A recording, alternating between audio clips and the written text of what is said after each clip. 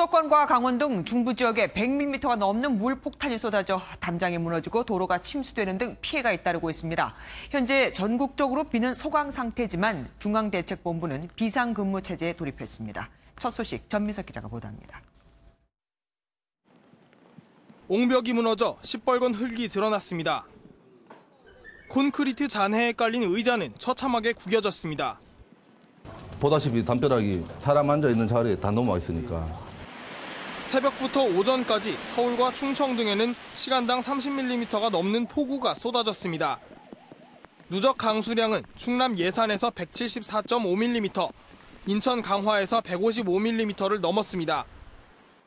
인천에선 이면도로가 물에 잠겼습니다. 춘천에선 불어난 물에 마을로 통하는 다리가 끊겼습니다.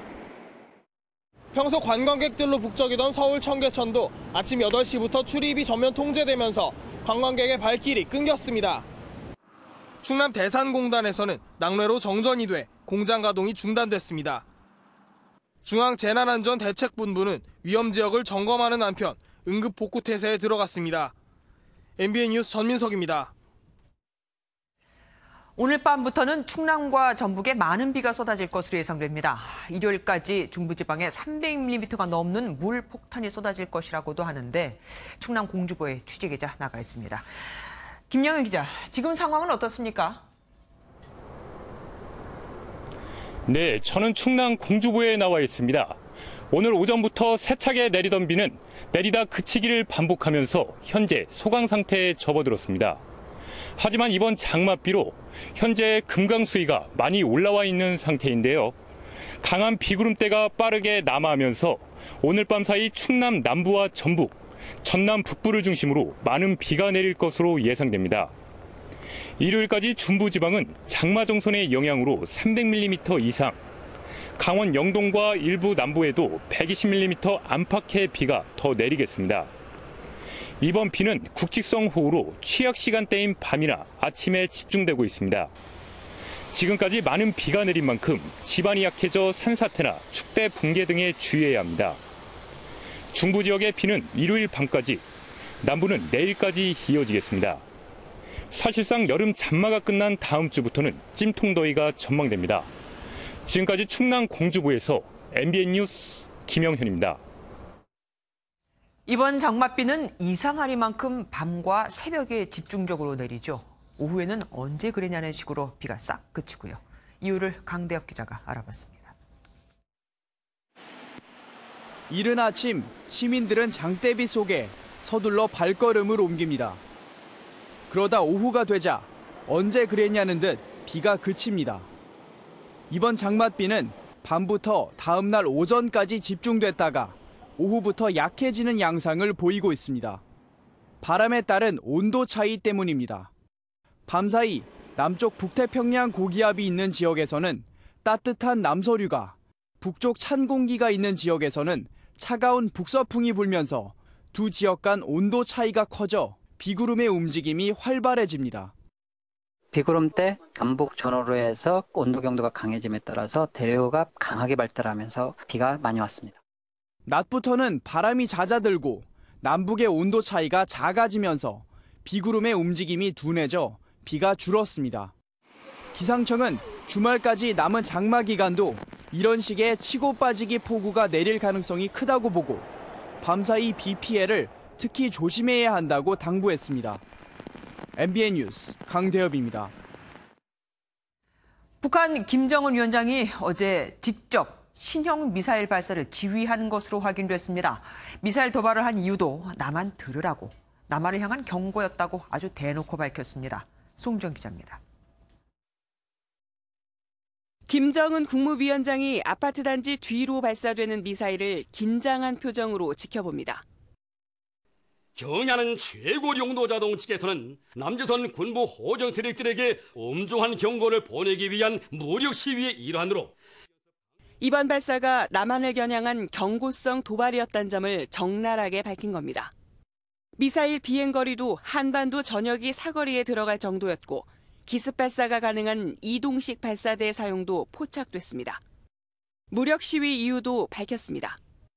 들 앞에서는 평화의 악수를 연출하며 뒤돌아 앉아서는 최신 공격형 무기 반입과 합동무사 연습 강행과 같은 이상한 짓을 하는 이중적 행태를 보이고 최근 우리 군이 스텔스 전투기 F-35A 4대를 도입하고 앞으로 40대를 전략화할 계획인 것과 다음 달 실시할 한미 연합군사훈련을 꼬집은 겁니다. 문재인 대통령 이름을 직접 언급하진 않았지만 경고 메시지도 분명히 남겼습니다. 비위가 거슬려도 남조선 당국자는 오늘의 평양발 경고를 무시해버리는 실수를 범하지 말아야 할 것입니다. 통일부는 북한의 미사일 도발이 한반도 긴장 완화에 도움이 되지 않는다며 우려를 표명했습니다. MBN 뉴스 송정입니다. 아니, 언제는 우리 대통령한테 앞으로 새벽잠 설치지 않게 해주겠다고 미사일을 쏘지 않을 것처럼 말하더니 또 쏜 거죠. 뿐만 아니라 북한은 우리 측의 쌀 지원도 거부하고 심지어 표류해서 북한에 간 우리 국민 2명도 보내주질 않고 있습니다. 하노이 회담 결렬도 대북 제재도 다 미국이 주도한 건데 왜 북한은 우리한테 이렇게 불만을 쏟아내는 걸까요? 주진희 기자가 알아봤습니다. 불과 1년 전 미사일 발사로 새벽잠에서 깨는 일은 없도록 하겠다던 김정은 북한 국무위원장. 김 위원장은 대통령께서 우리 때문에 NSC에 참석하시느라 새벽잠을 많이 설쳤다는데 대통령께서 새벽잠을 설치지 않도록 내가 확인하겠다. 실제 지난해 대규모의 한미연합 군사훈련이 평창올림픽 등으로 취소 연기되자 쌍중단 원칙에 따라 북한은 도발과 비난을 자제했습니다. 그런데 올해의 태도가 달라졌고 급기야 새벽에 미사일 도발도 재개된 겁니다. 소위 쌍중단 원칙에서 우리는 가만히 있는데 뭐 한국은 계속 미국에서 최첨단 무기 들어오고 있지 않느냐. 상호 간에 적대 행위 중단이라고 하는 기본 원칙을 어기느라고. 하지만 지난해에도 소규모였지만 한미연합 군사훈련이 있었던 만큼 사실 다른 이유가 작용한 것으로 보입니다. 남측의 쌀 지원을 거부하고 남북연락사무소 소장회의에 참석하지 않은 게 하노이 북미 정상회담 결렬 이후부터라는 데 주목해야 한다는 분석입니다.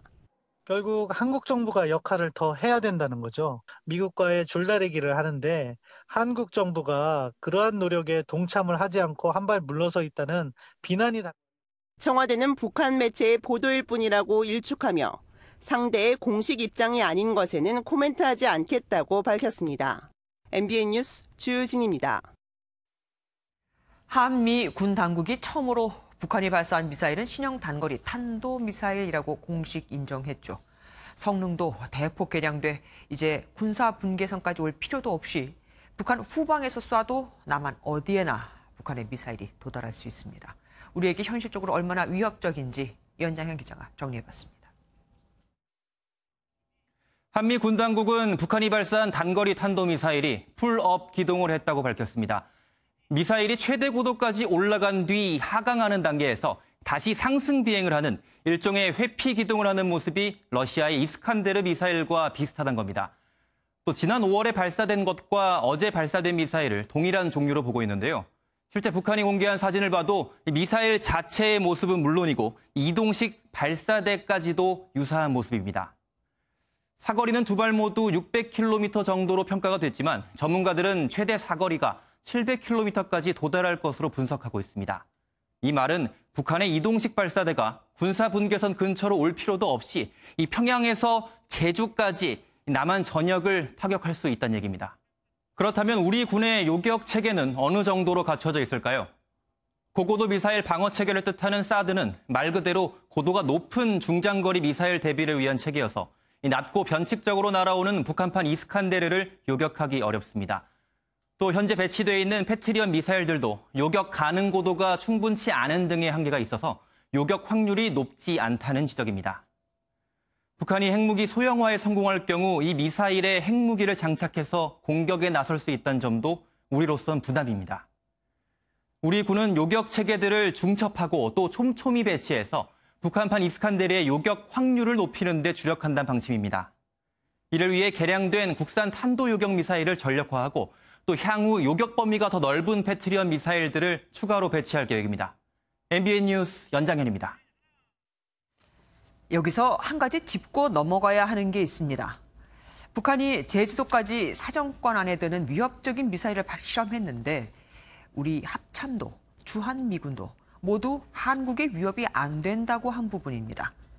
특히 한반도의 군사적 긴장 완화를 약속한 9.19 남북 군사합의 위반이 아니냐 하는 지적에 청와대는 9.19 군사합의에 탄도미사일에 대한 금지 규정은 없다며 위반이 아니라는 입장입니다.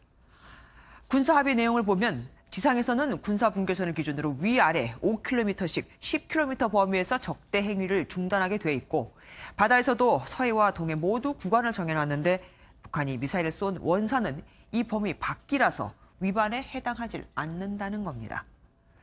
마이크 폼페이오 미 국무장관도 지난 판문점 회동에서 당시 김 위원장이 핵실험 중단과 중장거리 미사일을 쏘지 않겠다는 두 가지 약속을 했는데 이번에 쏜 건 단거리 미사일이니 약속을 어긴 게 아니라고 설명을 합니다. 이런 가운데 지난 5월 북한이 쏜 발사체에 대한 판단을 미뤘던 청와대가 이번에는 단거리 탄도미사일이라고 재빨리 규정해 완전히 달라진 모습을 보였죠. 왜 그랬을까요? 황재영 기자가 알아봤습니다. 어제 국가안전보장회의 NSC 발표문에서 청와대는 북한이 쏜 발사체를 새로운 종류의 단거리 탄도미사일로 규정했습니다. 지난 5월 초 북한이 쐈던 미사일에 대해서는 석 달째 정확한 분석 결과를 내지 않는 것과 매우 대조적입니다. 이에 대해 청와대는 5월에는 발사에 실패한 미사일이 있어서 분석이 어려웠지만 이번에는 두 발 다 성공하며 사거리가 포착돼 빨리 분석할 수 있었다고 밝혔습니다. 하지만 이는 표면적인 이유일 뿐 청와대의 속내는 조금 다른 것으로 보입니다. 이번에도 분석을 지체할 경우 청와대가 북한을 감싸기만 한다는 비판 여론이 나올 수 있어 빠른 발표를 했다는 분석이 나옵니다. 또 탄도미사일의 경우 유엔 제재 대상이 될 수 있는 만큼 평화 분위기에 찬물을 끼얹는 북한에 보내는 경고 메시지로도 읽힙니다. 군사적 긴장 완화 노력에 도움이 되지 않는다는 점에서 정부는 강한 우려를 가지고 있다. 이런 입장을 좀 반복해서 말씀드리도록 하겠습니다. 일각에서는 한미가 함께 분석하는 과정에서 미국이 단거리 탄도미사일로 규정하기를 강력히 원했다는 분석이 제기됩니다. 다만 청와대 관계자는 미국이 종용했다기보다는 한미가 공동으로 빠른 분석을 한 결과가 단거리 탄도미사일이라고 강조했습니다. MBN 뉴스 황재환입니다. 트럼프 미국 대통령은 북한의 미사일 발사에 대해 소형 미사일을 시험했을 뿐이라며 애써 그 의미를 축소했습니다. 지난 5월 미사일 발사 때도 작은 무기들에 신경 쓰지 않는다고 했었죠. 자신의 치적에 흠집이 나는 것도 싫고 북미 대화 재개를 위해 이쯤은 그냥 넘어가겠다는 것으로 보입니다. 구경호 기자입니다. 트럼프 미국 대통령이 북한의 이번 단거리 미사일 발사와 관련해 처음 입을 열었습니다. They haven't done nuclear testing. They really haven't tested missiles other than, smaller ones, which is something that lots test. But I think with North Korea, we've been doing very well. 이번엔 청와대가 탄도미사일로 신속히 규정했지만 트럼프 대통령은 문제될 게 없다는 반응입니다. 지난 5월 북한의 미사일 발사 때도 마찬가지였습니다. You're not bothered at all by the small missiles? No, I'm not. I am personally not. 아직은 레드라인을 넘지 않았다. 북미 대화 재개를 위해선 북한의 작은 도발쯤은 용인하겠다는 의미로 풀이됩니다. 폼페이오 국무장관은 한술 더 떠 단거리 미사일 발사는 북미 간 약속에 없는 내용이기 때문에 괜찮다는 취지로 설명했습니다. 다만 미 국무부 대변인은 북한의 추가 도발은 없기를 바란다고 말했습니다. 미국의 인내가 언제까지 계속될지 주목되는 대목입니다. MBN 뉴스 구경호입니다. 이번 북한의 탄도미사일 발사에 대해 한미연합군사령부가 우리로서는 황당할 수밖에 없는 평가를 내놨습니다. 이번 미사일 시험이 대한민국과 미국에 대한 직접적인 위협이 아니었다고 한 겁니다. 동쪽으로 쏘았기 때문이라는데 남쪽으로 쐈으면 그건 실험이 아니라 전쟁이죠. 오태영 기자입니다. 한미연합군사령부와 주한미군사령부는 북한이 두 발의 단거리 탄도미사일을 발사한 것을 인지하고 있다며 입장문을 냈습니다. 탄도라는 성격을 밝히며 우리 정부와 입장을 같이 했고 또 새로운 형태라고 평가하기도 했습니다. 그러면서 대한민국이나 미국에 대한 직접적인 위협이 아니며 방어 태세에 영향을 주지 않는다고 설명했습니다. 하지만 위협이 아니었다는 표현을 두고 아니란 발언이라는 지적이 나왔고 논란이 일자 연합사 관계자는 해명에 나섰습니다. 탄도미사일 능력은 당연히 위협적인데 방향이 동해상이었고 대한민국과 미국을 직접 겨냥한 게 아니라서 위협이 아니었다고 말했다는 겁니다. 이를 두고 한미연합사가 미국의 행정부를 대변해 북한의 단거리 미사일 발사를 평가절하했다는 분석이 나옵니다. 하지만 동쪽으로 겨냥한 미사일의 방향만 바꾸면 우리나라 전역이 사정권에 드는 상황에서 직접적 위협이 아니라고 한 데 대한 비판 여론은 가시지 않고 있습니다. MBN 뉴스 오태윤입니다. 국제사회의 강력한 대북 제재는 북한 경제를 옥죄는 데 제대로 역할을 하고 있었습니다. 북한 경제가 2년 연속 마이너스 성장을 한 건데 성장률 감소 폭은 고난의 행군으로 불리던 지난 1997년 이후 가장 컸습니다. 이병주 기자입니다. 지난 2017년 8월 유엔 안보리는 대륙간 탄도미사일 ICBM을 시험 발사한 북한에 대해 초강력 제재 결의안을 만장일치로 통과시켰습니다. 북한의 주력 수출품인 석탄을 비롯해 수출 금지 품목을 대폭 늘려 경제적으로 압박하는 내용이었습니다. The price the North Korean leadership will pay for its continued nuclear and missile development will be the loss of 1/3 of its exports and hard currency. 제재 조치가 북한에 심각한 타격을 입힐 거라던 이 예측은 현실로 이어졌습니다. 지난해 북한 경제 성장률이 마이너스 4.1%로 고난의 행군 시기였던 1997년 이후 가장 낮은 수준을 기록했습니다. 특히 지난해 수출은 2.4억 달러로 2017년 대비 86%나 감소했는데 한국은행이 북한 성장률을 추정해온 1991년 이후 가장 큰 감소폭입니다. 한은 관계자는 악화된 북한 경제 상황에 대해 대북 제재가 2017년부터 본격화했고 폭염으로 작황이 좋지 않았던 점도 영향을 미쳤다고 설명했습니다. 2017년 우리나라의 50분의 1 수준이었던 국민 총소득도 지난해에는 53분의 1 수준으로 격차가 벌어졌습니다. MBN 뉴스 이병주입니다. 세계무역기구 WTO 일반 이사회에서 일본과 설전을 벌였던 정부 대표단이 귀국했습니다. 이들은 많이 억울했는지 손바닥으로 하늘을 가리라고 작심 발언을 쏟아냈습니다. 김민수 기자가 취재했습니다. 입국장으로 들어선 김승호 산업통상자원부 신통상질서전략실장이 양복 안주머니에서 미리 준비했던 종이를 꺼냅니다. 작심한 듯 읽어내려간 김 실장은 일본의 수출 규제 조치가 안보상 문제라고 주장한 대목을 강력하게 비판했습니다. 우리나라를 비롯하여 한때 일본에 의해 국가 전체의 안보가 침해되었던 다른 나라들의 대표들이 함께 있는 자리에서 하실 말씀은 아니었던 것 같습니다.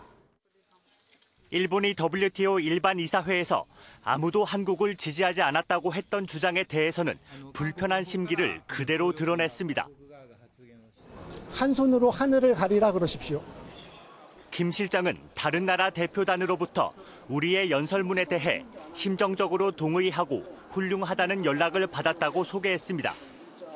일본이 마지막까지 대화를 피했다는 점도 강조했습니다. 그걸 하자고 했는데 안 하니까 제가 답답해서 이렇게 말하는 거다. 제소 외에도 김 실장은 WTO 제소를 기정사실화하면서 칼을 갈겠다라는 말로 제2의 후쿠시마 수산물 승소 의지를 드러냈습니다. MBN 뉴스 김민수입니다. 한국에서 일제 불매 운동이 계속되자 일본 언론들도 자국 산업의 피해를 우려하는 목소리를 내고 있습니다. 일본이 보복 조치를 해야 한다고 앞장서서 보도했던 극우 언론도 가세했습니다. 자기들도 손해가 큰 거죠. 신용식 기자입니다. 한국 내에서 일본 제품 불매 운동이 멈출 기미를 보이지 않자 일본 언론들이 자국 산업에 대한 우려의 목소리를 드러내고 있습니다. 일본 NHK 방송은 자국 내 화학업체 히타치 화공이 이번 사태로 인한 파장을 예의주시하고 있다는 내용을 보도하며 수주 감소를 우려했습니다. 지난해 일본 여행객 가운데 한국인이 두 번째로 많은 만큼 여행객 급감에 대한 우려의 목소리도 큽니다. 아사히 신문은 관광 유치에 제동이 걸리면 그 파장이 광범위하게 나타날 것이라고 예상했고, 일본 정부의 보복 조치를 앞장서 보도했던 극우 성향 산케이 신문조차 한국인 여행자 감소도 피할 수 없는 상황이라고 보도했습니다. 이는 수치로 증명되고 있는데 국제선 항공 예약 가운데 일본이 차지하는 비중은 25%에서 한 달 만에 10%까지 떨어졌습니다.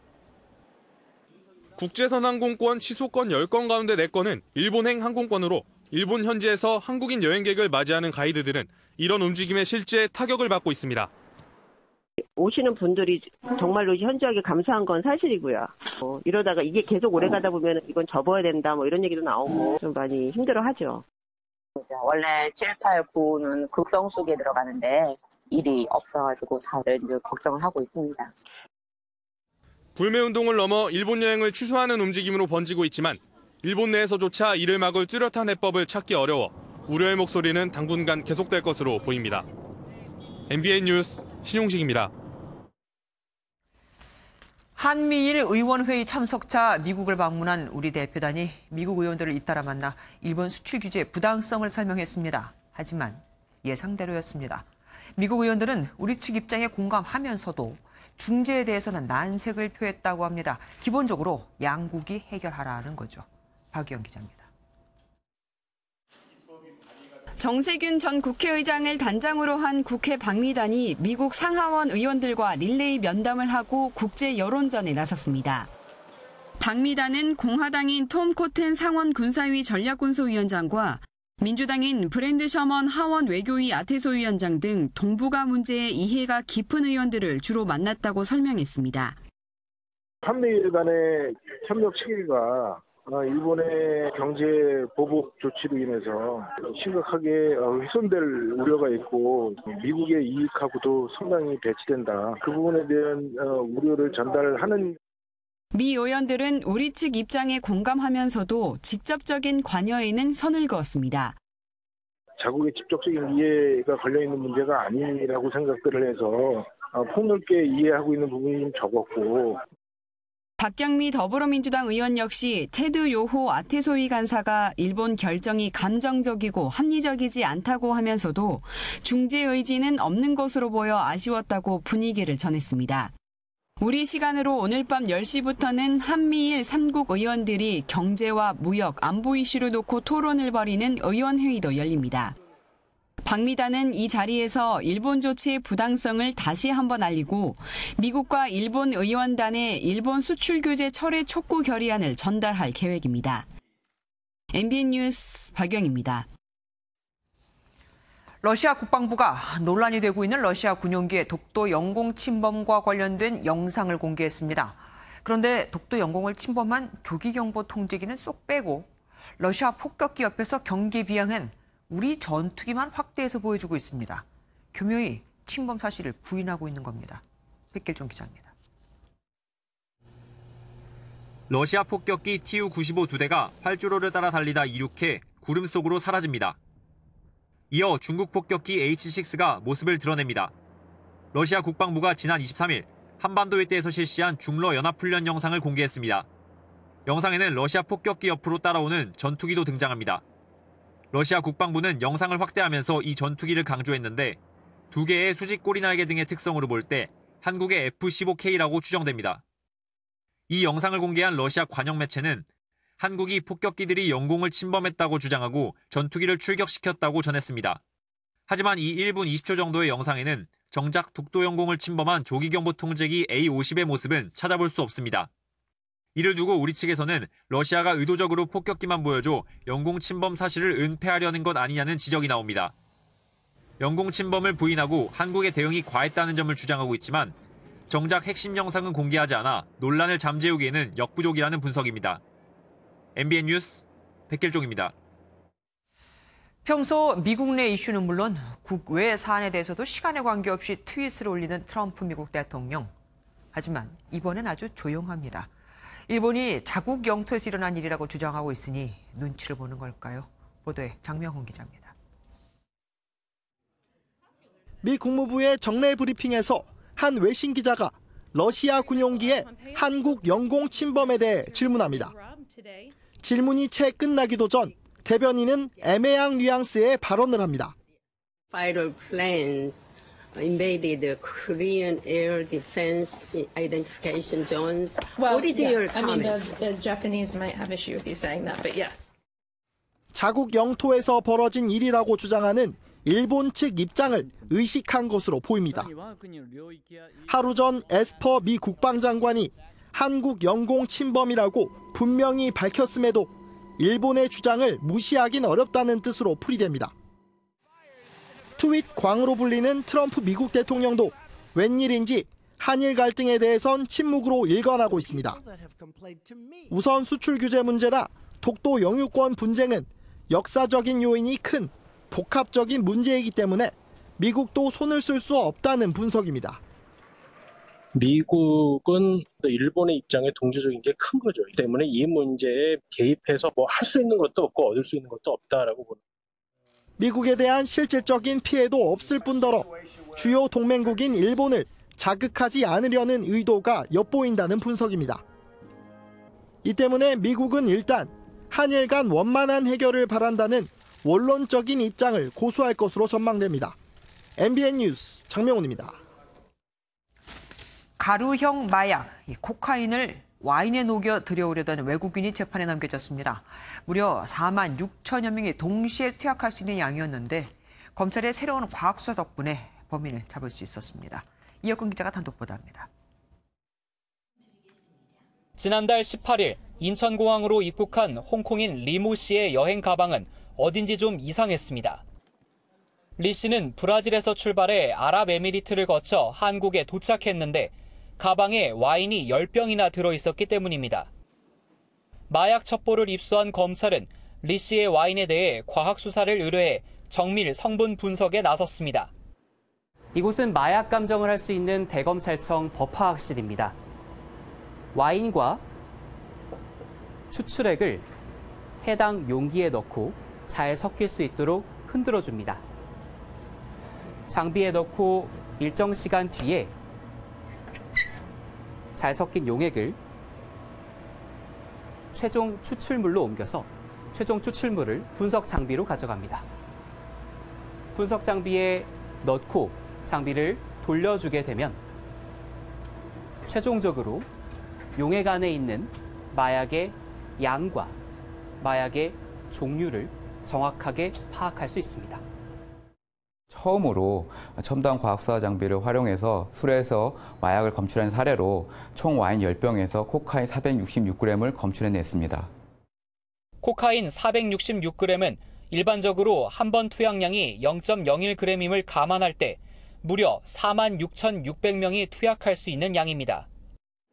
주로 남미에서 생산되는 코카인은 우리나라에는 드물어 다른 마약보다 비교적 높은 가격에 거래되는 것으로 알려졌습니다.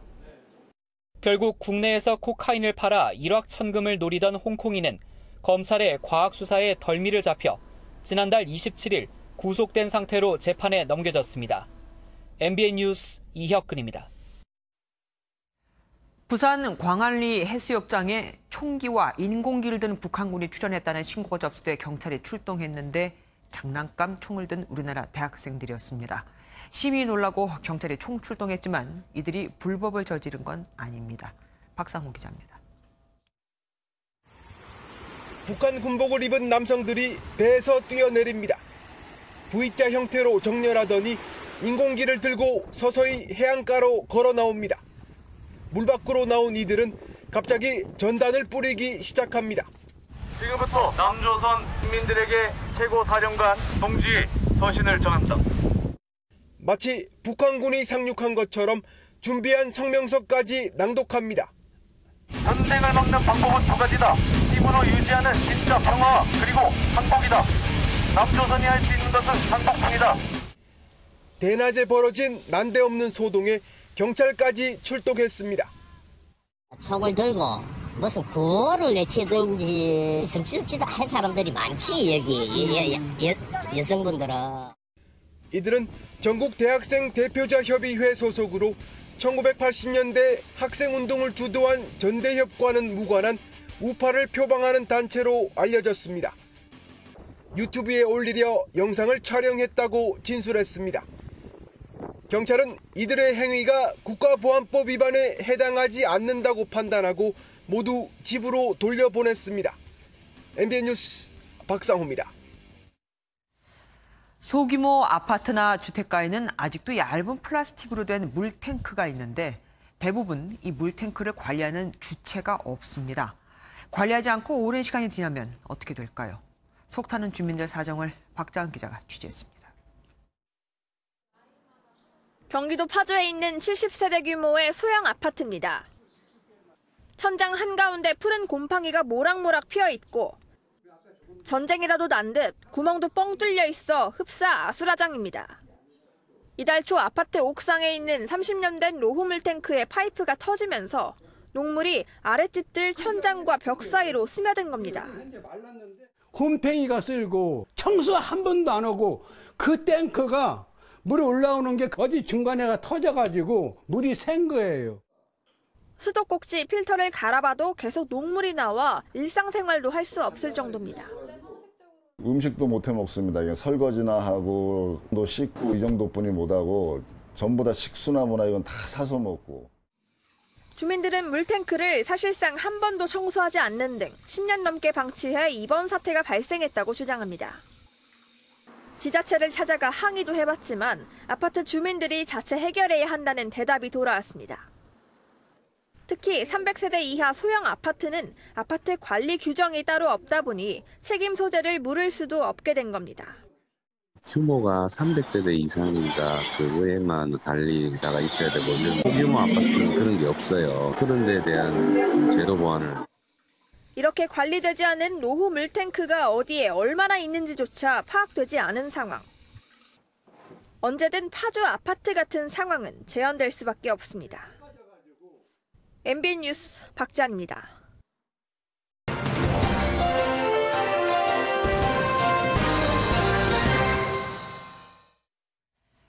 소비 심리도 떨어지고 금리도 내려가고 경제 성장률 전망도 떨어지고만 있는데 유독 오르기만 하는 게 있습니다.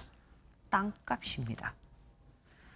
올 상반기 전국 땅값은 1.86%가 올랐습니다.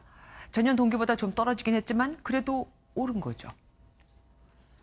지방에선 산업이 침체되고 경기 불황까지 겹쳐 땅값이 떨어졌지만 서울, 경기 등 수도권 땅값 상승률이 2.15%로 11년 만에 최고로 올랐기 때문입니다. 땅값이 오른 곳은 경기 하남과 과천, 고양 일대로 최근 정부가 3기 신도시로 지정을 한 곳. 이곳에서 땅값이 오르기만 기다리던 투자자와 땅 소유자들의 보상금 기대, 거기에 수도권 광역 급행열차 같은 교통개발 기대감까지 겹쳐 값이 천정부지로 오르는 겁니다. 정부가 각종 규제와 신도시 개발로 집값을 잡으려다가 오히려 땅값을 올리게 된 거죠. 당장 토지거래 허가구역을 지정해서 수요도 통제하고 보상 방법도 다양화하겠다고는 하지만 그게 실제 통용될지는 의문입니다. 문제는 이뿐만이 아니거든요. 수도권에서 땅값이 가장 많이 오른 용인시는 SK하이닉스가 반도체 단지를 조성하기로 해 부동산 과열 현상까지 나타나고 있고 인천 계양구는 3기 신도시 개발 인접 지역으로 땅값이 계속 오르는 상황. 전문가들은 이런 현상을 이제 시작이라고 합니다. 수도권에 몰린 각종 산업 개발과 신도시 개발로 투자는 더욱더 늘 것이고 그렇게 되면 땅값은 더 오르게 된다는 거죠. 당장 올 연말 3기 신도시의 토지 보상금 30조 원이 풀리면 그 돈은 결국 인근 땅을 사는 데 쓰일 게 뻔하니 때문에 땅 투기가 극성을 부릴 가능성이 큽니다. 그럼 그곳에 지으는 집값 역시 또 오르게 되겠죠. 둑 한쪽에 나는 구멍을 막으려고 땜질만 했다가는 다른 쪽 구멍이 더 커져 나중엔 둑 전체가 무너지게 됩니다.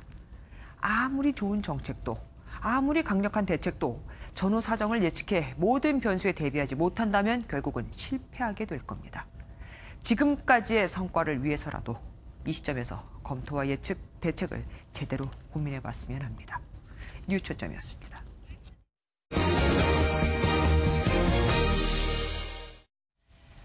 어제 오후 괌을 떠나 한국으로 오던 진에어 항공기가 목적지인 부산이 아닌 대구에 비상 착륙했습니다. 공포에 휩싸인 승객들은 난리가 났는데 해당 항공사와 공항은 서로 책임을 떠넘기고 있습니다. 정정 기자가 취재했습니다. 괌에서 승객 180여 명을 태우고 날아온 진에어 항공기 내부가 아수라장이 됐습니다. 목적지인 김해공항에 도착해야 할 항공기가 돌연 회항해 대구공항에 비상착륙했기 때문입니다. 공포에 빠진 아이들은 울음을 터뜨리고 승객들은 불안하니 즉시 내려달라고 요구합니다. 방 갔다 오면 집에 안 보내줘요. 저는 기장입니다. 여러분 중에 일부는 내리고자 하시는 건 알겠는데 여기가 공항 법상. 승객들은 활주로 위에서 2시간 동안 벌벌 떨다 뒤늦게 대구공항에 내려 전세버스를 통해 부산으로 이동했습니다. 두 번 착륙하려다 실패를 하더라고요. 김해공항에서 잘못된 거다. 착륙할 신호를 잘못 보내서 못 내린다 이래서 그냥 온 거래요.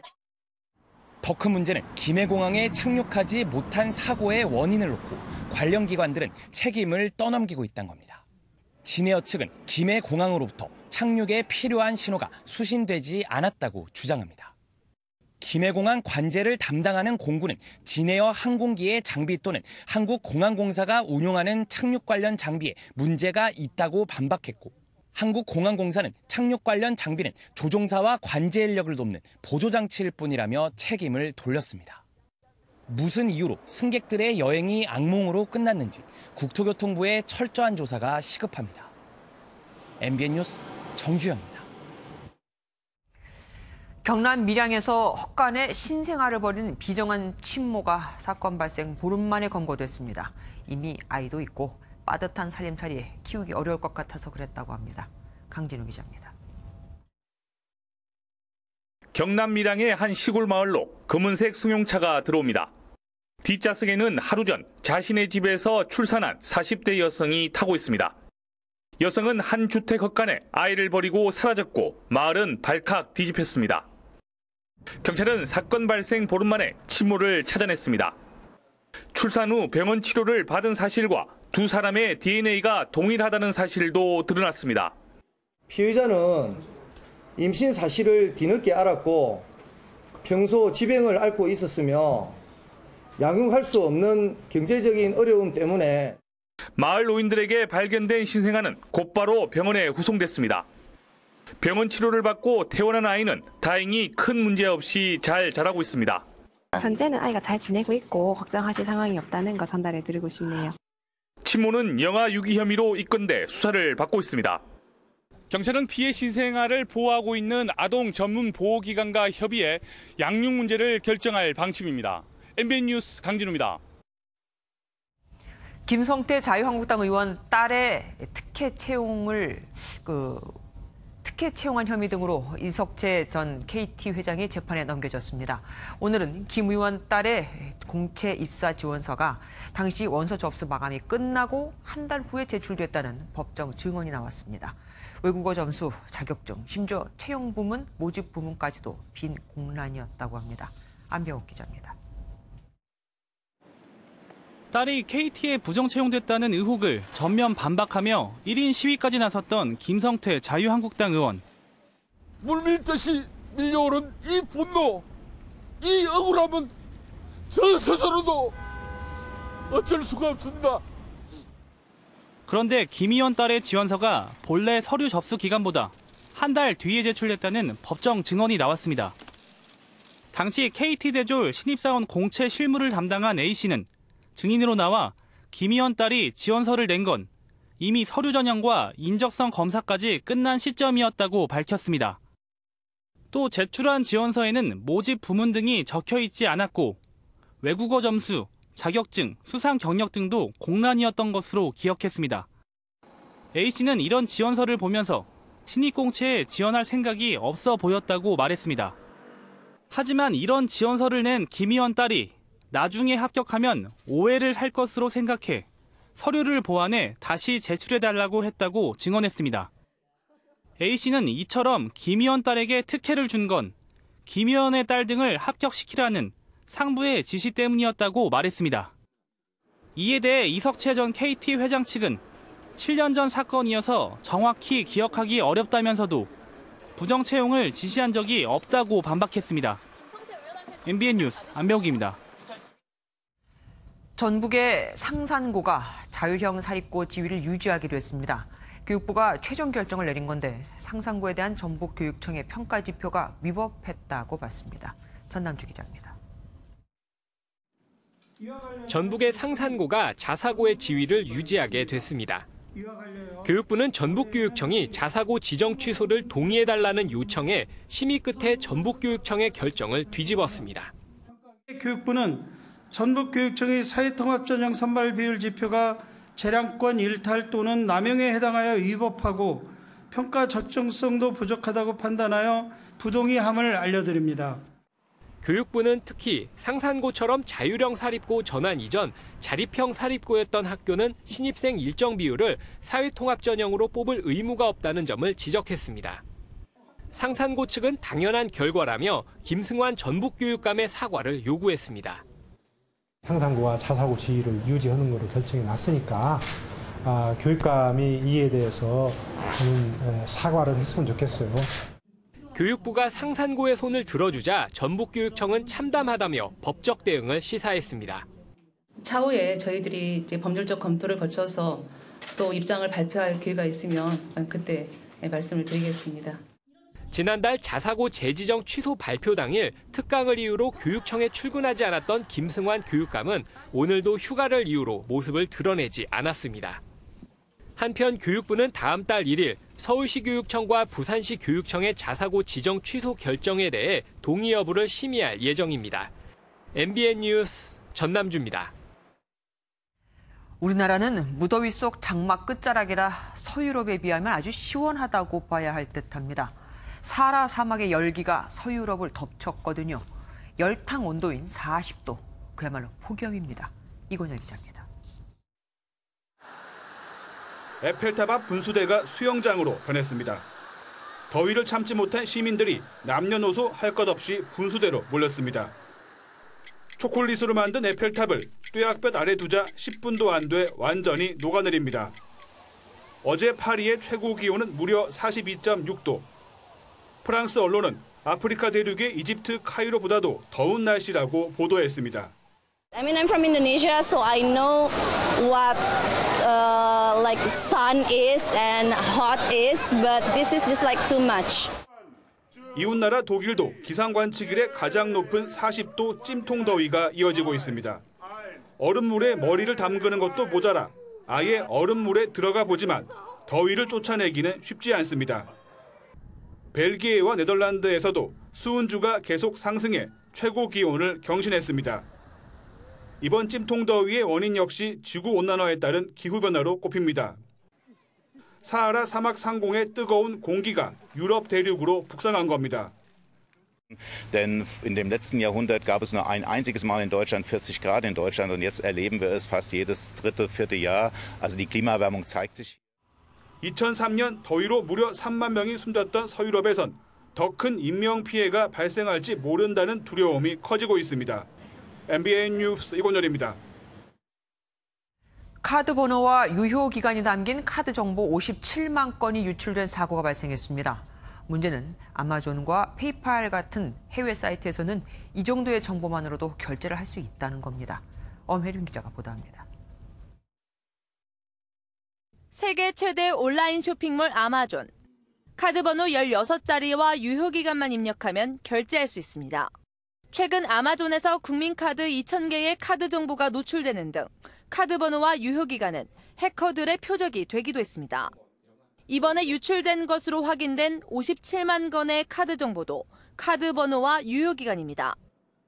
이미 2,400만 원이 부정 사용된 것으로 확인됐고 추가 피해를 막기 위해 금융감독원이 긴급 조치에 나섰습니다.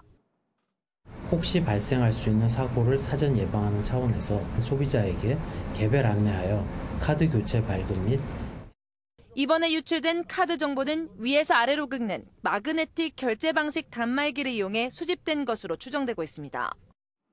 국내에선 비밀번호 등의 추가 정보가 필요해 악용될 가능성이 작지만 해외 온라인 사이트에선 악용 가능성이 여전합니다. 전문가들은 평소에 해외 거래 정지 등록을 하면 해외 온라인 사이트 등 악용을 막을 수 있다고 조언했습니다. MBN 뉴스 엄혜림입니다. 음주운전 단속 기준을 대폭 강화한 이른바 제2 윤창호법 시행 이후 한 달 동안 전국에서 적발된 음주운전 건수가 약 11% 감소한 것으로 나타났습니다. 또 음주 교통사고는 30%가량 줄어들었다고 경찰은 밝혔습니다.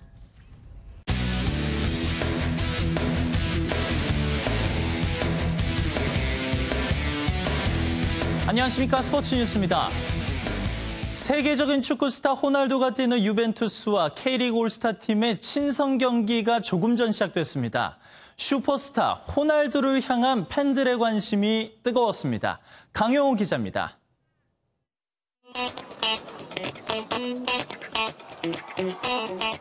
인천국제공항이 유벤투스 유니폼을 입은 수많은 축구 팬으로 가득 찼습니다. 23년 만에 방한 경기를 치르는 유벤투스에서 팬들의 관심을 한몸에 받은 주인공은 축구의 신 호날두였습니다. 전주에서 5시 공항버스 타고 올라왔어요. 사인 받으러. 어제 친구들이랑 하루 종일 카페 가가지고 계속 이제 만든 다음에 이제 열심히 인터넷 찾아서 번역기 돌려가지고 다 쓰고 있습니다.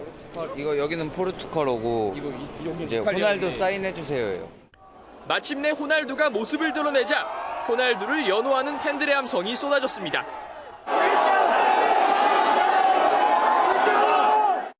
항상 꿈만 꾸었던 순간인데 사실 아직까지는 조금 믿기지 않고요. 저는 일단 사인을 못 받았는데 아무도 사인을 안 해줘서 너무 그게 다행인 것 같아요. 오후 3시에 입국해 5시간 뒤 경기를 치르고 내일 새벽 출국하는 빡빡한 일정 탓에 서둘러 공항을 떠난 호날두와 유벤투스 선수단.